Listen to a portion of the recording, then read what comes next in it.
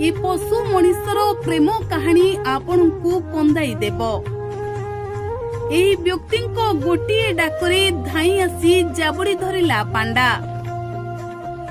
भल पाइबार एही दृश्य देखि भावप्रवण हेले लक्ष लक्ष लोके।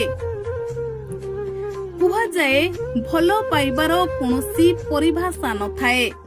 हृदयरु गढ़ी उठिथिबा संपर्क को ना समय भांगी पारे ना दूरता दूर करि पारे। आउ एही कथा को पुणी थरी सत प्रमाण करिछि ए पशु पांडाटीए। हाँ आज्ञा, वर्ष वर्ष धरी दुहींको भितरे देखा हुई नथिला। जीवनर रास्ता दुहींको संपूर्ण अलगा करिथिला। किंतु स्मृतिर सेही छोट छोट मुहूर्त, स्नेहर सेही सुंदर स्पर्श एवं प्रतिदिनर जत्न को पांडाटी निज हृदय रे साइती रखिथिला।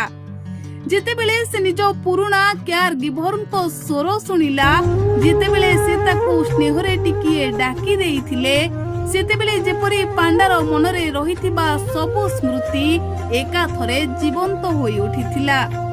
प्रथमे से टिके अटकी जाइथिला, चारिआडे चाहिथिला, आउ तापरे स्वर को चिन्हिबा परे बड़ बड़ पाद पकाई दौड़ी आसीथिला। आउ सीधा जाई निज पुराना साथी को कोळेई धरी अनेक गेल करिथिला। आउ गेला होइथिला।